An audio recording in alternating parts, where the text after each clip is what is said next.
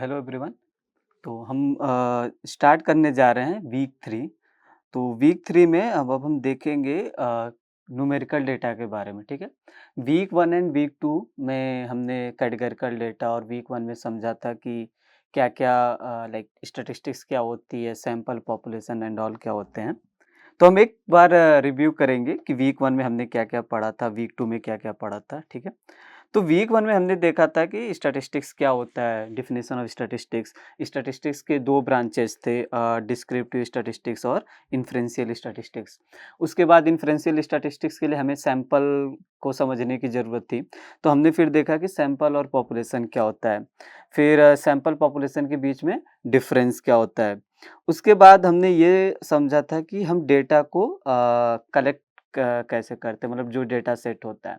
हमने मेथड्स पे ध्यान नहीं दिया था, क्या मेथड है, मतलब आफ्टर डेटा कलेक्शन जो हमारे पास डेटा सेट आया था, उसमें हमने ये समझा था कि वेरिएबल्स क्या होते हैं, केसेस क्या होते हैं, ये सारी चीज़ें हमने समझने की कोशिश करी थी उस पर्टिकुलर एक डेटा सेट में। फिर हमने देखा था कि types of data, so types of data broadly हमने देखा था कि 2 टाइप्स के होते हैं, कैटेगरिकल और न्यूमेरिकल। उसके बाद हमने ये समझा था कि क्रॉस सेक्शनल डेटा और टाइम सीरीज डेटा में डिफरेंस क्या होता है। फिर टाइम सीरीज डेटा और क्रॉस सेक्शनल डेटा के डिफरेंस को समझने के बाद हम मूव ऑन किए थे स्केल्स ऑफ मेजरमेंट्स। तो अंडर स्केल्स ऑफ मेजरमेंट हमने ये देखा था कि नॉमिनल स्केल्स ऑफ मेजरमेंट क्या होता है, ऑर्डिनल स्केल क्या होता है, इंटरवल क्या होता है, रेशियो स्केल्स ऑफ मेजरमेंट क्या होता है। ये था वीक 1 के लिए। फिर हमने वीक 2 में मूव करा था, जो कि हमने देखा था कि अ, हमने डिस्क्राइब किया था कैटेगरिकल डेटा को। तो कैटेगरिकल डेटा को डिस्क्राइब करने के लिए पहले हमने देखा था कि उसकी फ्रीक्वेंसी टेबल हम कैसे बना सकते हैं। फिर फ्रीक्वेंसी टेबल बनाने के बाद हमने ये देखा था कि रिलेटिव फ्रीक्वेंसी क्या होती है एक पर्टिकुलर कैटेगरी के लिए। सपोज़ मेरे पास ए, बी, सी, डी 4 कैटेगरी है। ए 2 टाइम्स आ रहा है, बी 3 टाइम्स आ रहा है, सी 4 टाइम्स आ रहा है, डी 5 टाइम्स आ रहा है। तो टोटल फ्रीक्वेंसीज़ यहाँ पे हो जाएँगी 5 + 4 और 5, 4, 9, 3, 12 प्लस 2 सो 14। तो हमने रिलेटिव फ्रीक्वेंसी निकाला। तो रिलेटिव फ्रीक्वेंसी कैटेगरी ए के लिए क्या हो जाएगा 2/14, 3/14, 4/14, 5/14, ठीक है? तो ये सारी चीज़ें हमने देखी थी कैटेगरिकल डेटा के लिए। फिर हमने कैटेगरिकल डेटा को हम विजुअलाइज़ कैसे कर सकते हैं, तो उसके लिए हमने 2 मेन चार्ट्स देखे थे, पाई चार्ट और बार चार्ट। हमने ये भी देखा था कि पाई चार्ट कब बेस्ट किस सिचुएशन में हम यूज़ कर सकते हैं, कब बेस्ट यूज़ होता है उसका। बार चार्ट को हम किस सिचुएशन में यूज़ कर सकते हैं, ये सारी चीज़ें हमने कैटेगरिकल डेटा के लिए देखा था। उसके बाद हमने ये समझा था कि वायलेशंस क्या होते हैं, मतलब कि एरिया प्रिंसिपल फॉलो कर रहा है कि नहीं कर रहा है। पाई चार्ट में राउंड ऑफ एरर है कि नहीं है। सिमिलरली हमने बार चार्ट में देखा था कि डेकोरेटेड बार ग्राफ वगैरह होते हैं, ये सारी चीज़ें हमने समझने की कोशिश करी थी। बार चार्ट में हमने ये भी देखा था कि मिसिंग बेसलाइन वगैरह क्या होते हैं, ठीक है? फिर उसके बाद हमने ये देखा था कि descriptive measures of mode and median. तो डिस्क्रिप्टिव मेजर्स जो मोड और मीडियन है, तो हमने ये देखा था कि मोड हमने यूज़ किया था नॉमिनल डेटा के लिए as well as ordinal data के लिए। जबकि मीडियन हमारा जो था, हमने ये देखा था कि मीडियन केवल ऑर्डिनल डेटा सेट के लिए डिफाइन था, मीडियन नॉमिनल के लिए डिफाइन नहीं था। ये सारी चीज़ें हमने वीक 1 एंड 2 में देखी थे कैटेगरिकल डेटा के बारे में। अब हम इस वीक 3 में हम इस ये स्टार्ट करेंगे, हम न्यूमेरिकल डेटा के लिए स्टार्ट करेंगे फॉर अ सिंगल वेरिएबल। हम डबल वेरिएबल के लिए वीक 4 में देखेंगे। तो वीक 3 में अब जैसे हमने कैटेगरिकल डेटा के लिए देखा था कि फ्रीक्वेंसी टेबल्स कैसे बनाते हैं कैटेगरिकल डेटा को ऑर्गेनाइज़ करने के लिए। सेम पैटर्न में हमारे पास मतलब हमारे पास नंबर्स होंगे, न्यूमेरिकल वैल्यूज़ होंगे। फिर हम उसको देखेंगे कि हम उस न्यूमेरिकल डेटा को ऑर्गेनाइज़ कैसे करते हैं, मतलब फ्रीक्वेंसी टेबल का प्रोसीजर सेम होता है, सेम जैसा कि हमने कैटेगरिकल डेटा के लिए करा था। फिर हम उसके बाद मूव ऑन करेंगे, हम ये समझने की कोशिश करेंगे कि हिस्टोग्राम क्या होता है, स्टेम एंड लीफ डायग्राम क्या होता है, ये सारी चीज़ें हम अभी आगे देखेंगे। हिस्टोग्राम कंटीन्यूअस डेटा के लिए होता है, स्टेम एंड लीफ प्लॉट भी हम देखेंगे हम कैसे कंस्ट्रक्ट करते हैं, ठीक है? तो हम स्टार्ट करते हैं। तो जैसा कि हमने टाइप्स ऑफ वेरिएबल्स देखा था वीक 1 में भी कि वेरिएबल के कितने टाइप होते हैं, 2, कैटेगरिकल और न्यूमेरिकल। अंडर न्यूमेरिकल 2 तरह के होते हैं ब्रॉडली, डिस्क्रीट और कॉन्टिन्यूअस। तो जैसा नेम यहाँ पे दिखा रहा है, डिस्क्रीट का मतलब जो चीज़ हम काउंट कर सकते हैं। लेट्स से मैंने कहा कि number of students in a class, okay. मैंने अगर कहा number of students in a class, तो ये क्या है, मैं ये काउंट कर सकता हूँ, right. It's kind of discrete data है, मतलब मैं इसको काउंट कर सकता हूँ। लेट्स से मैंने हो सकता है 10 स्टूडेंट्स हैं, 12 स्टूडेंट्स हैं, 30 स्टूडेंट्स, ये सारे क्या है, डिस्क्रीट वैल्यूज हैं, हम इसको काउंट कर सकते हैं आसानी से। कॉन्टिन्यूअस क्या है कि जैसे जो चीज़ें कंटिन्यूअसली अकर हो रही हों, मतलब हम अभी इसका डेफिनेशन आगे देखेंगे। फॉर एग्जांपल जैसे मैंने कहा कि मैं इंटरेस्टेड हूँ, let's say weight of students in a class, तो हो सकता है 43.2 किलोग्राम ना, 51 kilogram, 39.9 kilogram and so on, ठीक है। तो ये सारे क्या कॉन्टिन्यूअस डेटा हैं, ठीक है। अब हम देखेंगे यहाँ पे कि जैसा कि मैं डिस्क्रीट वेरिएबल क्या होता है, it usually involves a count of something, okay. जैसे मैंने एग्जांपल लिया था कि काउंट ऑफ स्टूडेंट और number of student in a room, in a classroom, तो वो मैं काउंट कर सकता हूँ। Whereas a continuous variable usually involves a measurement of something, मतलब कॉन्टिन्यूअस के लिए हमें मेजरमेंट इन्वॉल्व होता है, कॉन्टिन्यूअस को मैं काउंट नहीं कर सकता हूँ। फॉर एग्जाम्पल मेजरमेंट, जैसे मैंने वेट का एग्जाम्पल लिया था, वेट ऑफ स्टूडेंट, ठीक है। तो वेट एक ऐसी चीज है, हम उसको काउंट नहीं कर सकते। वेट इज समथिंग, हमें उसको मेजर करना है इन किलोग्राम में। जैसे 50.2 किलोग्राम, 60 किलोग्राम, तो वेट क्या हमें मेजर करना होता है। इसी तरह हाइट ऑफ स्टूडेंट, ठीक है, तो हाइट क्या होता है, हम काउंट नहीं कर सकते। हाइट इज समथिंग हमें मेजर करना होता है इन फीट, इन इंचेस, ठीक है। तो अब हम करेंगे क्या कि हम ये देखेंगे कि हमें न्यूमेरिकल डेटा को हम ऑर्गेनाइज कैसे कर सकते हैं। तो इसके लिए हम ये देखेंगे कि फर्स्ट ग्रुप दी मतलब स्टेप्स क्या होते हैं। हमें क्या करना, पहले हमें ग्रुप करना है observations into classes, also known as categories और bins, then treat the classes as the distinct values of the qualitative data. जैसा कि हमने कैटेगरिकल डेटा के केस में देखा था, जैसे मेरे पास ए है, बी है, सी है, डी है, 4 डिफरेंट कैटेगरीज थी। फिर उसके बाद हमने यहाँ पे फ्रीक्वेंसी देखा था, फिर रिलेटिव फ्रीक्वेंसी देखा था। इसको हमने, ये डिस्टिंक्ट कैटेगरीज थी, ठीक है। ये मैंने कैटेगरिकल वेरिएबल के केस में देखा था। सेम यहाँ पे न्यूमेरिकल के केस में क्या करेंगे कि हमें क्या करना है कि ऑब्जर्वेशंस को क्लासेस में ग्रुप करना है। फॉर एग्जांपल अगर मेरे पास बहुत छोटा डेटा सेट है, ठीक है, तो मैंने डिस्टिंक्ट ऑब्जर्वेशंस क्या है, लेट्स से मैंने कहा 1 2 3 4, फॉर एग्जांपल ये मेरे पास ये डिस्टिंक्ट वैल्यूज हैं। अब हम ये देखेंगे कि 1 कितनी बार अकर हुआ है, वो फ्रीक्वेंसी हो जाएगी। फिर उसके बाद रिलेटिव फ्रीक्वेंसी वगैरह निकाल लेंगे। पहले हम अभी फ्रीक्वेंसी पे फोकस करते हैं, ठीक है। तो अब 1 क्या होगा, अब चूंकि अगर मेरे पास स्मॉल डेटा सेट है, तो ये सारे ऑब्जर्वेशन 1 2 3 4 ये हम एज अ कैटेगरी कंसीडर करेंगे, एज अ क्लास कंसीडर करेंगे अगर बहुत स्मॉल डेटा सेट हो। अगर मेरे पास बिग डेटा सेट है, तो हम उसका इंटरवल्स बनाते हैं, जो कि कॉन्टिन्यूअस डेटा सेट के अंडर आता है, ठीक है। तो वो सारे इंटरवल्स मैं एज अ क्लास कंसीडर करूंगा, एज अ कैटेगरी कंसीडर करूंगा। फिर उसके बाद उस इंटरवल में कितने ऑब्जर्वेशंस आते हैं, वो फ्रीक्वेंसी हो जाएगी, ठीक है। तो ये हमारे पास क्या हो गई, ये treat the classes as the distinct values. तो ये हमारे पास डिस्टिंक्ट वैल्यूज हो गई इन क्लास। पहले हमने क्लास बना लिया डिस्टिंक्ट ऑब्जर्वेशंस का, फिर हमने इसको ट्रीट किया एज ए डिस्टिंक्ट वैल्यूज, ठीक है। फिर क्या, once we group the quantitative data into classes, we can construct frequency and relative frequency distributions of the data in exactly the same way as we did for the categorical data, ठीक है। जो कि मैंने भी थोड़े second पहले समझाया कि जैसा हमने कैटेगरिकल डेटा केस में करा था। जैसे अगर मेरे पास फॉर एग्जांपल ये ऑब्जर्वेशन से, let's say A B A C D, ठीक है। तब यहाँ पे क्या है, हम इसके लिए यहाँ पे टैली मार्क बना लेंगे, ठीक है। तो यहाँ पे टैली मार्क हो जाएगा, फिर यहाँ पे फ्रीक्वेंसी हो जाएगा, यहाँ पे रिलेटिव फ्रीक्वेंसी का टेबल था, ठीक है, कॉलम था। टैली ए कितनी बार आया, 3 बार, बी 1, C2 D1, तो फ्रीक्वेंसी कितनी होगी 3 1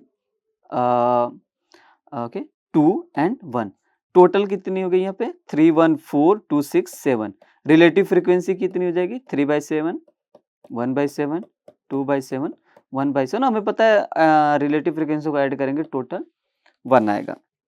तो सेम चीज यहाँ पे A B C and D की जगह हमारे पास क्या आएगा नंबर्स आएंगे, न्यूमेरिकल डेटा आएगा, ठीक है। जैसे अगर हम जैसा कि मैंने अभी बताया कि if the data set contains only a relatively small number of distinct different values it is convenient to represent it in a frequency table, each class represents a distinct value that is single value along with its frequency of occurrence। जैसा कि मैंने कहा कि जैसे मेरे पास data set है 1 1 2 3 4 4 3, ठीक है, जैसा कि मेरे फॉर एग्जांपल मैंने ये डेटा सेट ले लिया है, ठीक है। तो मेरे पास क्या हो जाएगा पहले कैटेगरीज क्या हो जाएंगी, अब बहुत स्मॉल डेटा सेट है ये, तो इस केस में हमारी कैटेगरीज क्या हो जाएंगी डिस्टिंक्ट वैल्यूज क्या हो जाएगा 1 2 3 4, यहाँ पे क्या हो जाएगा टैली मार्क, टैली 1 कितनी बार है 2 टाइम्स 2 2 टाइम्स 3 2 टाइम्स 4 3 टाइम्स, ठीक है। सो हमारे पास हम यहाँ पे देख सकते हैं टोटल इसकी फ्रीक्वेंसी क्या है 1 की 2 2 की 2 3 की 1 एंड 2 4 की 3, कितनी हो गई हमारे पास ये टोटल 2 2 4 2 6 9, सो टोटल 9। सिमिलरली हम यहाँ पे क्या हो जाएगा रिलेटिव फ्रीक्वेंसी, सो 2/9 2/9 2/9 3/9, टोटल रिलेटिव फ्रीक्वेंसी कितनी हो जाएगी 1। तो यहाँ पे हमने देखा हमारे पास क्या होगा ये, हमारे पास क्या हो गए चूंकि हमारे पास स्मॉल डेटा सेट था तो हमारे पास हमारे डिस्टिंक्ट ऑब्जर्वेशंस क्या हो गए 1 2 3 4, ठीक है। अब हमारे पास ये क्या हो गया, अब ये एक क्लास हो गया, ठीक है, ये सारे अलग अलग क्लासेस हो गए और इनकी ये फ्रीक्वेंसीज। तो ऐसे अगर मेरे पास स्मॉल डेटा सेट है तो मैं ऐसे फ्रीक्वेंसी टेबल बना सकता हूँ, मतलब एक ऑर्गेनाइज कर सकता हूँ उस न्यूमेरिकल डेटा सेट को, जैसा कि हमने कैटेगरिकल डेटा सेट के लिए करा था। अब यहाँ पे हम देख सकते हैं कि ये हमारे पास अगर ऑब्जर्वेशंस है तो सपोज मेरे पास एक डेटा सेट है जो कि रिपोर्ट्स करता है the number of people in a house hold, मतलब एक हाउस होल्ड में कितने लोग हैं, तो एक हाउस होल्ड में 2 लोग हैं, 1 लोग है, 3 लोग हैं, ऐसे।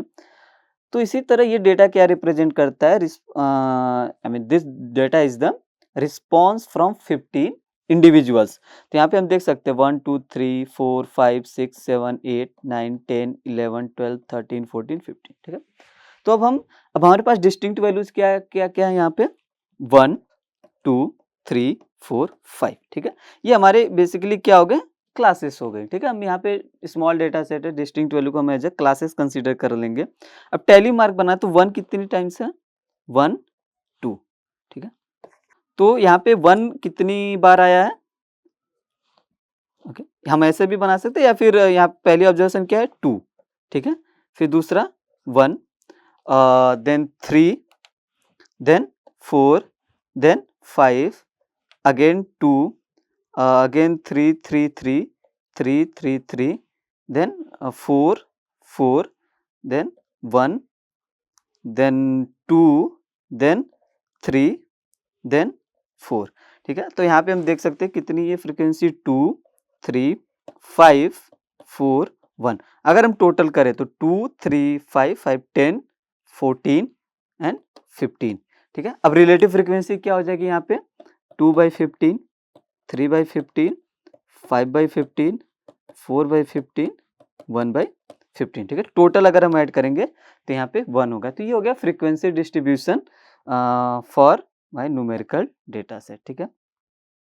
अब हम इसको समझने की कोशिश करेंगे ग्राफिकली, ठीक है, मतलब इसको मैं विजुलाइज कैसे कर सकता हूँ। सपोज हमारा क्या हो गया वाई एक्सिस जो कि हमारा काउंट दिखाएगा मतलब फ्रीक्वेंसी, और ये हो गई अपनी एक्स एक्सिस जो कि हमारा ओरिजिनल डेटा में डिस्टिंक्ट है, डिस्टिंक्ट वैल्यूज। तो यहाँ पे 1 2 3 4 5 6, यहाँ पे 1 2 3 4 5। तो हम यहाँ पे देख सकते हैं 1 के लिए कितनी फ्रीक्वेंसी है 2, तो इसके लिए बार यहाँ तक जाएगा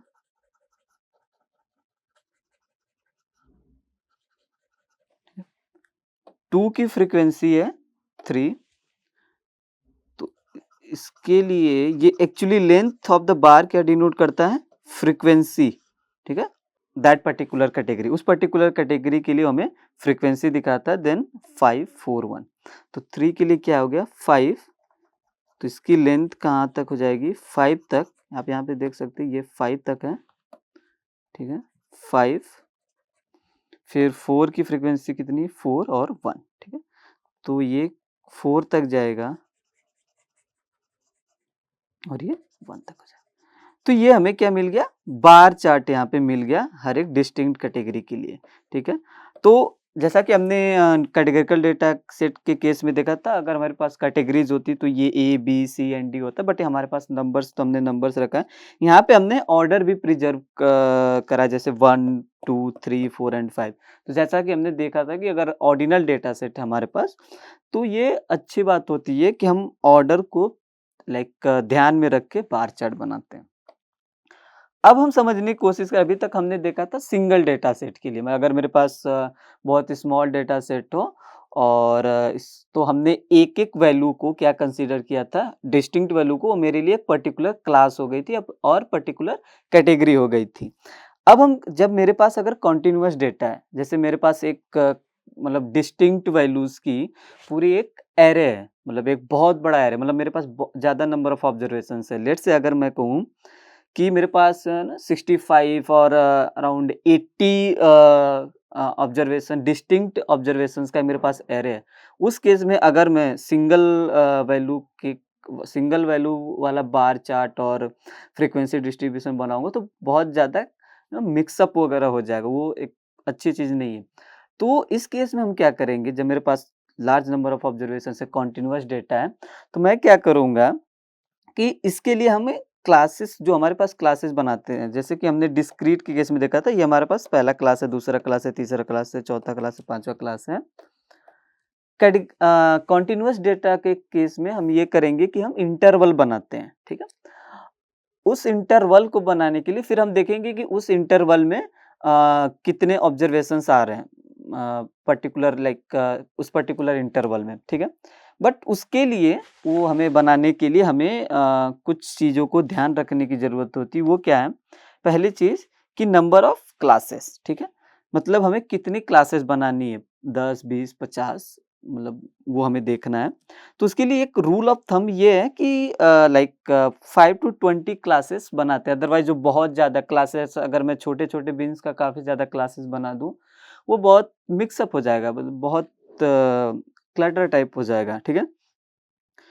बट ये appropriate number is actually subjective choice होता है, मतलब कि कोई 10 सेलेक्ट करता है, कोई 15 क्लासेस बनाता है, बट रूल ऑफ थंब ये कहता है कि वो क्लासेस कितनी होनी चाहिए, 5 टू 20 क्लासेस के बीच में होनी चाहिए, ठीक है?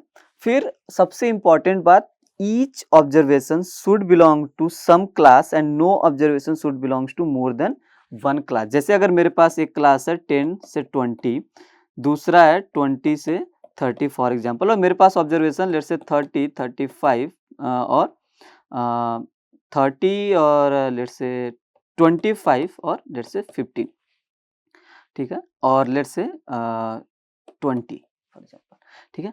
तो हर एक ऑब्जर्वेशन केवल एक क्लास में होना चाहिए, मतलब जैसा कि हमें बीन्स ऐसा बनाना है कि मतलब इंटरवल ऐसा बनाना है कि एक क्लास में एक मतलब वो ऑब्जर्वेशन जाए, मतलब हर एक ऑब्जर्वेशन वो रिपीट नहीं होना चाहिए। जैसे मैं यहाँ पे ये नहीं कर सकता, लेट्स से मैं ये नहीं कर सकता कि 15-20 इसमें भी है, 20 इसमें भी है, ठीक है? ये गलत बात हो जाएगी। हालाँकि ये 20 इसमें इंक्लूड नहीं होना चाहिए, मैं बस आइडिया देने के लिए कर रहा हूँ कि ये ऑब्जर्वेशन, मतलब एक ऑब्जर्वेशन जो है आई मीन वो बिलॉन्ग नहीं करना चाहिए दूसरे क्लास में, मतलब मोर देन 1 क्लास में बिलॉन्ग नहीं करना चाहिए, केवल एक क्लास में बिलॉन्ग करना चाहिए, ठीक है? और हर एक ऑब्जर्वेशंस हमें इंक्लूड करना है, लेट्स से 30 इसमें नहीं आएगा, 30 से 40 अगर कोई इंक्लूड है तो 30 इस क्लास में आ जाएगा, 25 इसमें आ जाएगा, ठीक है?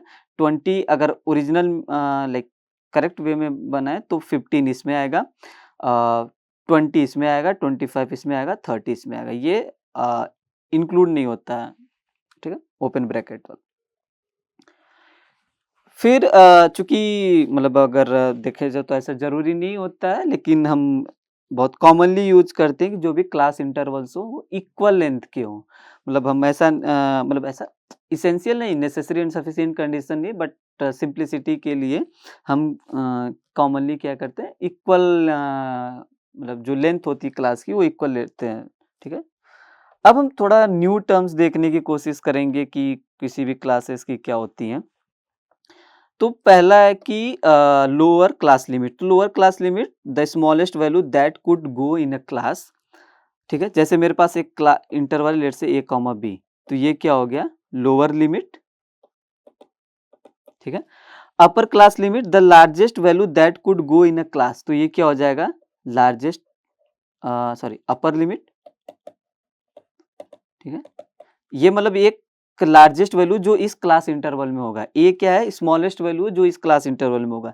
क्लास विड्थ क्या होता है, the difference between the lower limit of a class and the lower limit of the next higher class. जैसे ये एक लोअर लिमिट है, क्लास है, और अगला क्लास है let's say c comma D.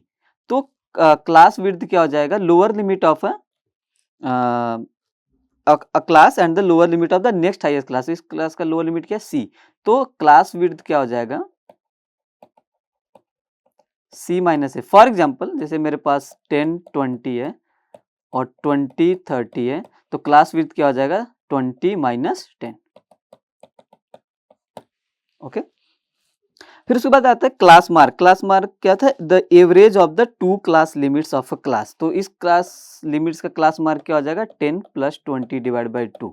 ठीक है, average of the class limits, two class limits means upper class limit and lower class limit का एवरेज अगर हम ले लेंगे तो हो जाएगा।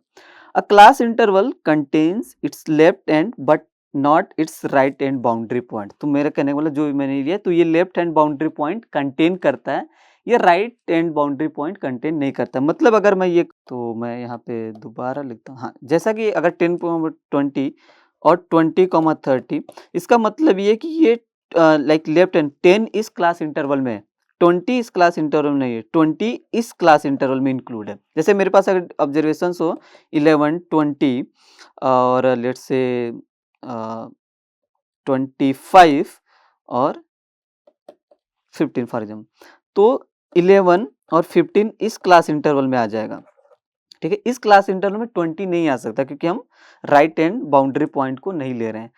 20 इस क्लास इंटरवल में आएगा, 25 इस क्लास इंटरवल में आएगा। ओके।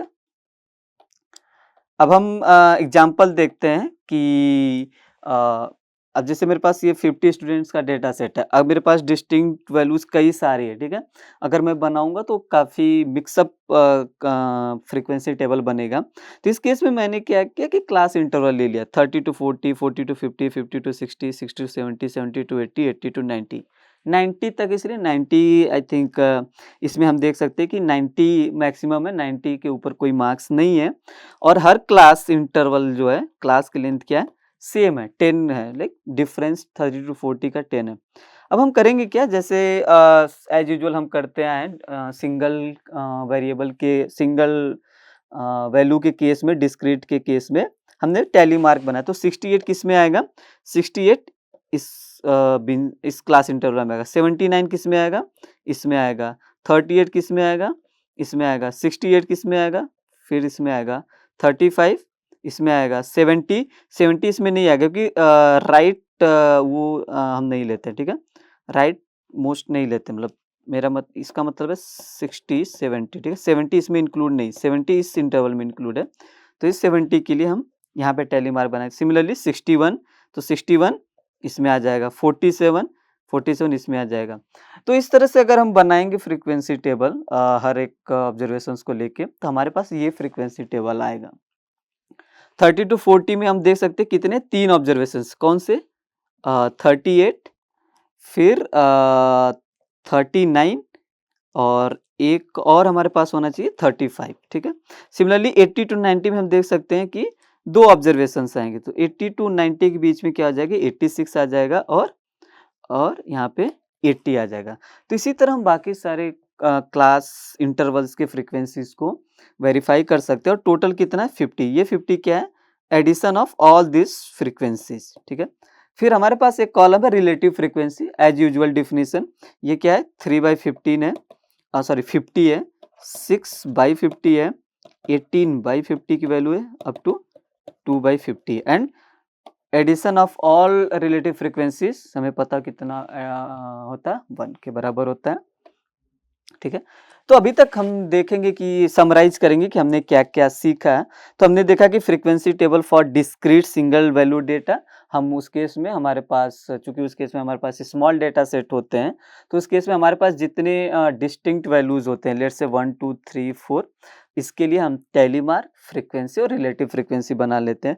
अगर मेरे पास बहुत ज़्यादा ऑब्जर्वेशंस है, मतलब डिस्टिंक्ट वैल्यूज की एक एरे ही है हमारे पास, बहुत सारी, लेट्स से 65 70 80 डिस्टिंक्ट वैल्यूज है, डिस्टिंक्ट वैल्यूज की कुछ न कुछ फ्रीक्वेंसीज होगी, तो उस केस में हम क्या करेंगे, कॉन्टिन्यूअस डेटा वाली फ्रीक्वेंसी टेबल बनाएंगे।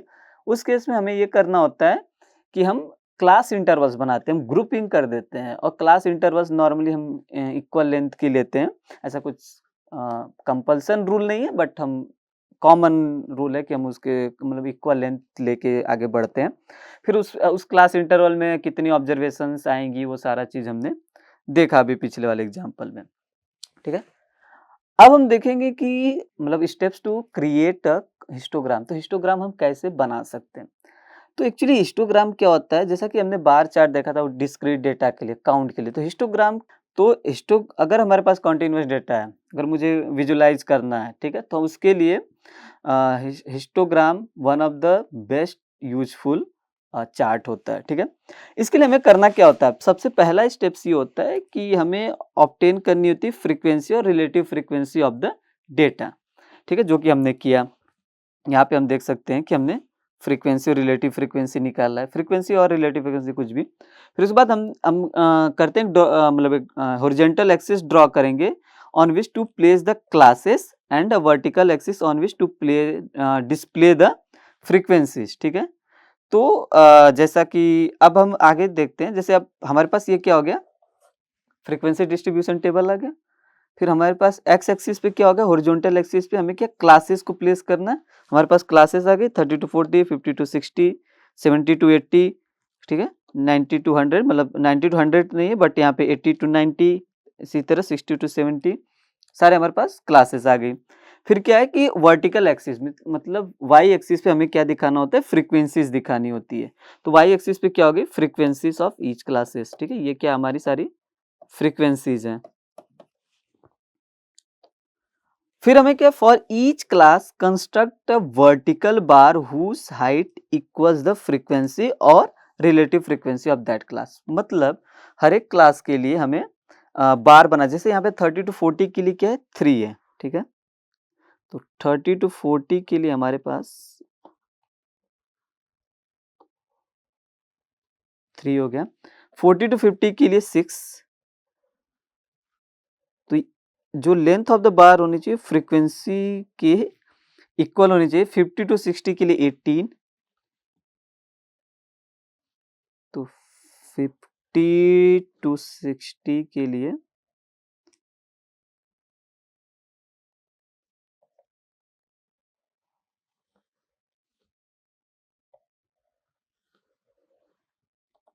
60 एंड 60 to 70 के लिए 17,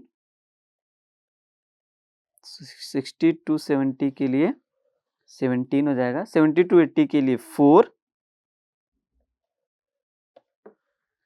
80 to 90 के लिए हमारे पास 2 हो गया। तो यहाँ पे हम देख सकते हैं, चूंकि हमारे पास यहाँ पे हम ये काउंट रिप्रेजेंट कर सकते हैं 18 17 4 2। तो यहाँ पे हम जो देख सकते हैं हमारे कॉन्टिन्यूअस डेटा सेट के, लाइक कॉन्टिन्यूअस डेटा सेट की वजह से हमारे पास ये जो बार्स हैं, ठीक है, इनमें हमने कोई भी गैप नहीं है। ठीक है, यहाँ पे हम देख सकते हैं ये कॉन्टिन्यूअस बार है, यहाँ पे कोई भी गैप नहीं है।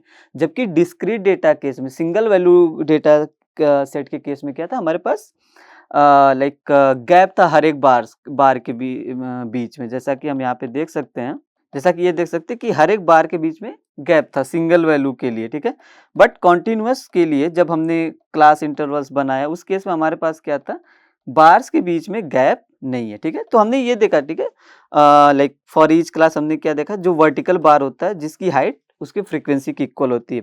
फिर हम बार्स को लेबल कर सकते हैं with the classes and horizontal axis with the name of the variable and the vertical axis with the frequency. तो ये हमारी फ्रीक्वेंसी हो गई, यहाँ पे ये क्या हो गया, मार्क्स हो गया। तो इस तरह से हम लेबलिंग वगैरह कर सकते हैं एक्स एक्सिस वाई एक्सिस को, ठीक है।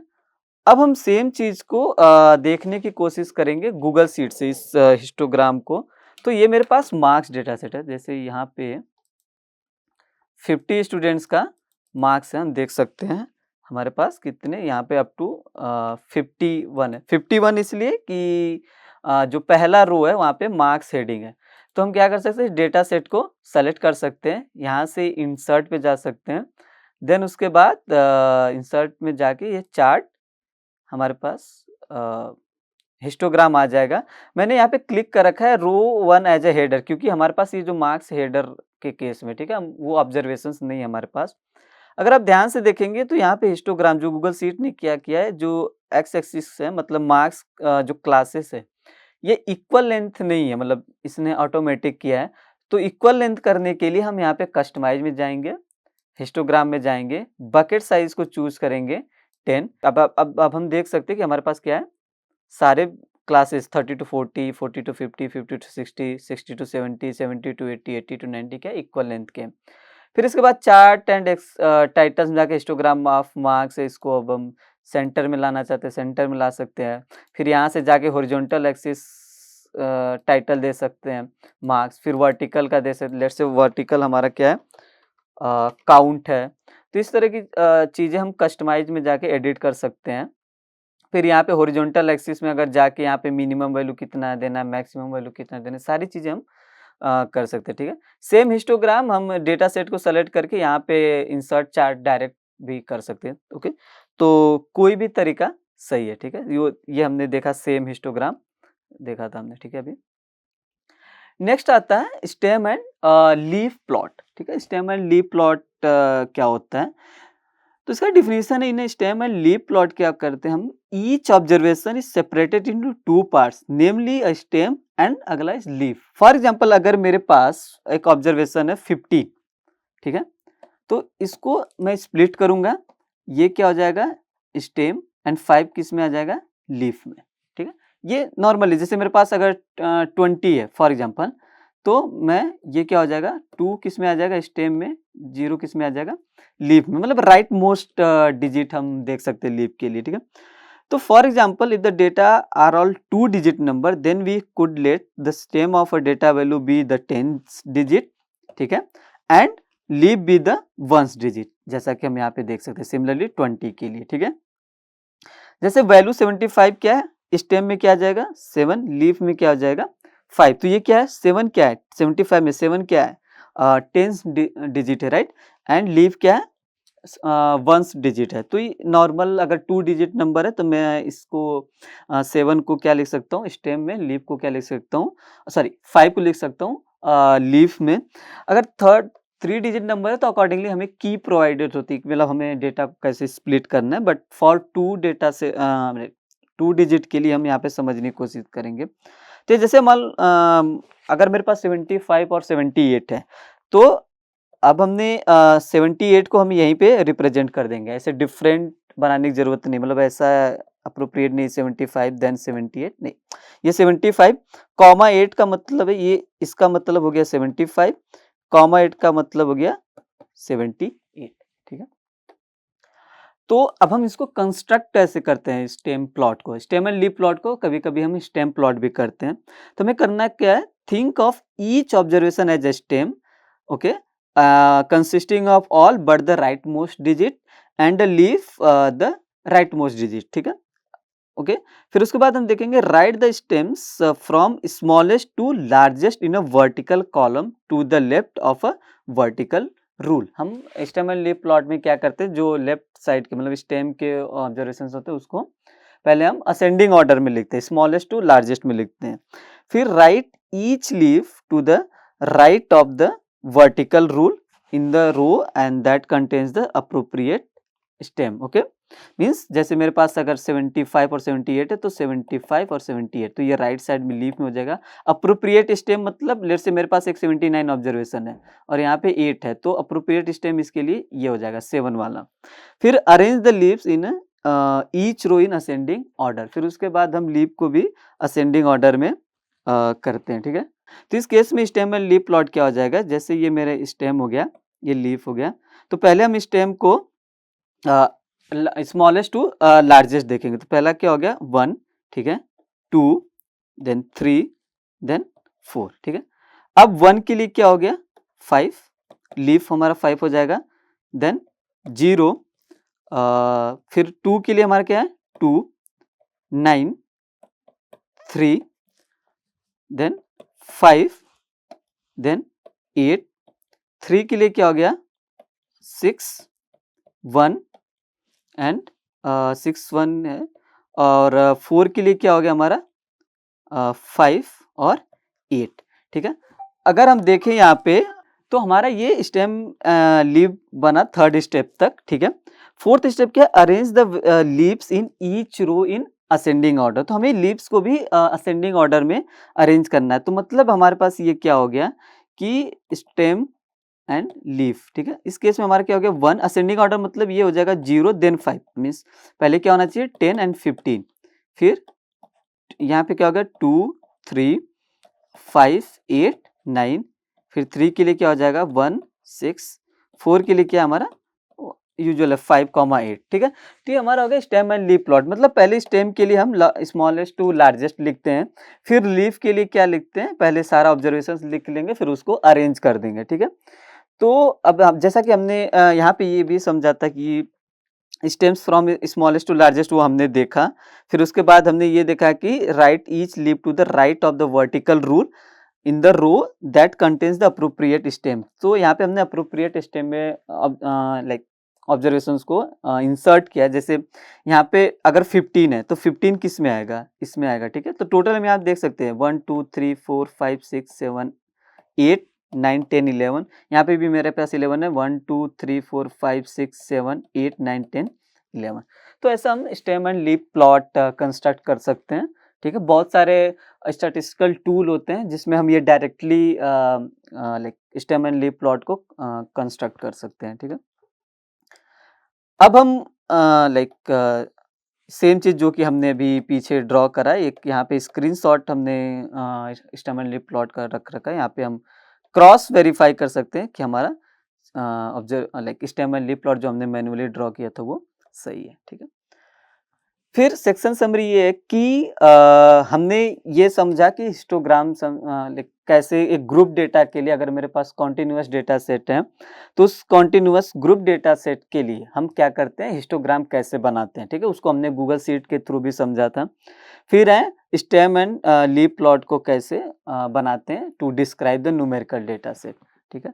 तो इसके बाद हम ये सेक्शन समरी में हमने ये देखा था कि लाइक हमारे पास numerical data for a single variable के लिए हमने स्टार्ट किया था फ्रीक्वेंसी टेबल, फिर कॉन्टिन्यूअस के लिए हमने देखा था फ्रीक्वेंसी डिस्ट्रीब्यूशन क्या होता है, सिंगल के लिए हमने ये समझने की कोशिश करी थी कि लाइक विजुलाइज कैसे कर सकते हैं बार चार्ट के थ्रू, कॉन्टिन्यूअस डेटा के लिए ग्रुप डेटा सेट के लिए हमने हिस्टोग्राम देखा, फिर हमने स्टेम एंड लीफ प्लॉट देखा। ये सारे बेसिक विजुअलाइजेशन टूल्स थे न्यूमेरिकल डेटा सेट को समझने के लिए।